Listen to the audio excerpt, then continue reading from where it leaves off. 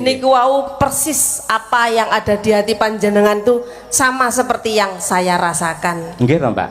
So, kadang niku nggih nelongso. Biyen nalika isih kalih Bu Kesi niku nggih penyanyi. Weh, mboten gelungan ngoten niku mboten ngangge jarik minting-minting ngoten mboten. Ning ngangge rok sepan. Tur ka dengkul niku munggahe niku 2 kilan. Ngaturaken panuwun dumateng sagung para panitia sedaya Bapak Kepala Desa lan sedaya para lembaga perangkat ing Josari Jetis Ponorogo mriki. Mboten kata lumpen dumateng para sepuh adi sepuh, dumateng para pamirsa ingkang dalu menika tasih kepareng wungon. Kok omong dhewe. Nek kaya dalang ae. Matur nuwun para sinden-sinden Madangkara, kanca-kanca pengrawit Madangkara, kruson sistem Madangkara. Para peniti mboten kata lumpen dumateng kadang kula sepuh Mbak Lucy Brahman. Wah, jan piyayi kok le jaya kok sembat sepanjang masa. Biyen nalika isih kalih Bu Kesi niku nggih penyanyi. Weh, mboten gelungan ngoten niku mboten ngangge jarik minting-minting ngoten mboten. Ning ngangge rok sepan. Tur ka dengkul niku munggahe niku 2 kilan. Ning bareng saya tambah umur akhire dandan cara sinden nyatane dadi walah saya gemesake, saya luwes, saya apik, saya kewes. Luar biasa. Matur nuwun ya wis karo nunggoni kaya apa to alang ujure adine. Nggih ngoten niki Mbak, kula mboten saged pripun-pripun. Yen kon brang-breng nyatane arep tuku dram ya ora kuat. Pun biasa. Nggih, nggih. Masyaallah. Sing penting niku awake dhewe niatan sae nggih Mas Yoyo, tetep mengabdi budaya. Nggih niku wau persis apa yang ada di hati panjenengan tuh sama seperti yang saya rasakan. Nggih to, Mbak. So, kadang niku nggih nelongso. Kalau dulu tuh yang senior seperti panjenengan, Bu Kesi dan guru-guru kita itu kita hormat, kita dihormati, kita saling menyegani gitu. Kita santun pada yang lebih tua. Sak niki mboten ngoten. Nggih, kadang niku malah diunyo-unyo. Seperti berkita itu ya luar biasa. Jadi belajar dari caci makian itu kamu akan lebih kuat sendiri. Apalagi jenengan wis didampingi bu dosen. Sing penting memang seniman niku nggih kedah mentalnya kuat gitu. Diarani kupingnya ditutupi kewenangan, tapi bagaimanapun kita tuh manusia biasa. Leres. Pasti ono rasa nelongso. Kok kaya ngene ya seniman saya suwi kok tambah tidak. Padahal kita niku nggih niate menghibur nggih, tapi mboten napa-napa, memang beraneka ragam. Sakniki zamane ngoten niku, Mas. Yo Andi TB monggo pinarak mriki. Ngrembug sejarah goro-goro metune Punakawan. Nah, kowe lak ra ngerti to. Piye, Mas? Sejarahe nyuwun sewu Bapak Haji Sukron Suwondo niku kagungan putra sekawan. Papat. Ingkang sepisan menika Mas Kalinggo Purnomo, nomor kalipun Anom Dwija Kangko, nomor 3 Mas Cahya Kuntadi, nomor sekawan Retno Dewati. Apal men ora adik iku bareng. Gangsal kula. Lho, sik.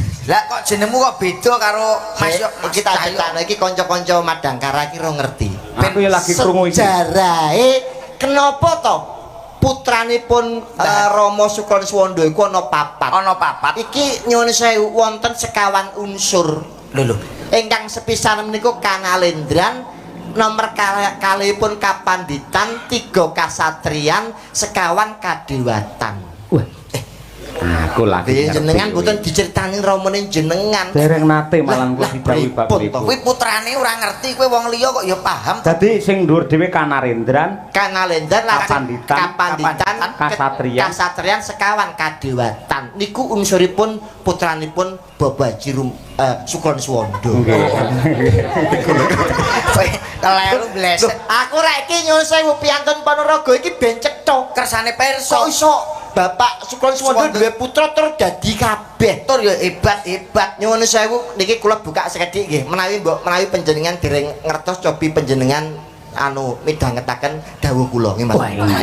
Kula tak nderek mirengaken dawuh panjenengan penemban. Iki ben ngerti piantun Ponorogo iki ben ngerti sejarahe. Madangkara ya ben roh. Kenapa putrane Pak Haji Sukron Suwondo sing pertama kuwi kok Kalingga Purnomo. Apa kuwi? Nalika semanten sak sampunipun Rama dhaup kalian ibu. Ingkang ibu menika kepengin gadah putra ingkang pasuryanipun niku mencorong kados dening bulan purnama ning sageta dadi raja, dadi ratu. Akhiripun wonten ibu nalika sare dipun impeni kalih Raja Kalingga putra. Kuwi apa Raja Kalingga? Raja Kalingga niku kerajaan pertama. Jaranan. Petaran iya ndi, Be? Kalingga putra. Menika lho jenengan ngerti Gunung Kidul? Gunung Kidul. Oh, Jogja. Nggih, Gunung Kidul ngertos? Ngerti. Niku tasik ngidul malih. Segara Kidul, Segara Kidul. Lah iki sing kidul neh. Australia Ngidul neh pokoke. lah ndi kuwi? Wis pokoke kidul. Niku Kalingga lajeng medal awujud jabang bajul Jabang bayi tak keprok kowe. aku pas ana baju lewat Ya ana adike lho, Be. jabang bayi medal pasranipun mencorong kados dening bulan purnama dipun impeni karo Raja Kalingga dipun paringi tenger Kalingga Purnomo. Oh iya masuk akal nggih. Kuwi babakan Kanarendra. Lah, mula derajate Narendra mesti dadi pemimpin wong nyaki dadi lurah ya. lah menika Pas karo jenenge. Lah. Sing nomor loro iku unsure kapanditan. Ibu nika kepengin gadah putra ingkang dados kaya dene watake kaya pendhita. Akhire turu terus ngimpi, sare ngimpi ditekani Anoman. Pendhita Kendali Sada. Leres mboten, Mas? Ya ning kuwi kethek Nyuk. Lah akhire niku jenengan iki kula cerita dhewe dereng lahir, dereng lahir. Sing ngerti meng kowe ya, Bu ya. Aku sing ngerti. Terus Ditekani Anoman, akhirnya dijenengan nomor loro Anom Dwija Kangka. Wonge nonton ora lho, Be? Halah kuwi tak critani wonge ra ngerti sejarah ya. Lajeng nomor 3 nika kasatriyan. Ibu nika pengen duwe putra sing kaya satriya. Akhire pas ibu turu ana cemloroting senjata cakra. Cah anu apa Kunta. Kunta napa, Mas? Wijayandanu. Kunta Wijayandanu cemlorot cahyanipun mlebet wonten rahimipun ibu lajeng medal sampeyan Cahya Kuntadi saka tembung Kunta. Pusaka Cahya Kuntadi. Lah nomor 4 Retna Dewati pengen gadah putra ingkang wujud estri kagem jangkeping sampurnaning gesang Rama kalian ibu milanipun diparingi nugra kalian dewa wujud putri ingkang paring asma Retna Dewati. Derajate bab bab niku kadewatan. Jane arep metu aku karo ibu dipletes ning jero. Lho akhire kowe wong liya melok tuban. Lah niku lho Mas. Mau ana titipan Mas Andi. Nggih anu Mbah Mira mau ngersakaken lagu apa? Kitir Sumilir. Ya coba kaya apa Genduk Birgitayu ayo karo Winong Nawangsih. Wah, tak durunge Mbak Lucy mengko coba. Iki lagi viral iki. Iya, Mas. Durung tampil iki nggen limbukan mau. Ayo coba kaya apa. Monggo dipun aturaken Mbak Winong dan Mbak Birgita Kitir Sumilir kunjuk Mbak Mira. Monggo. Yuk.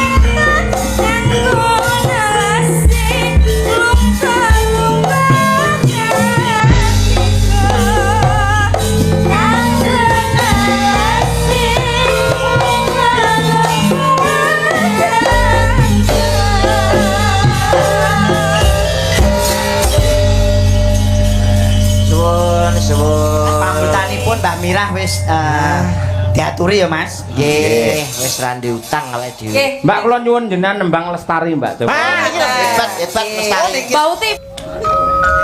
Dek zaman berjuang cara kelingan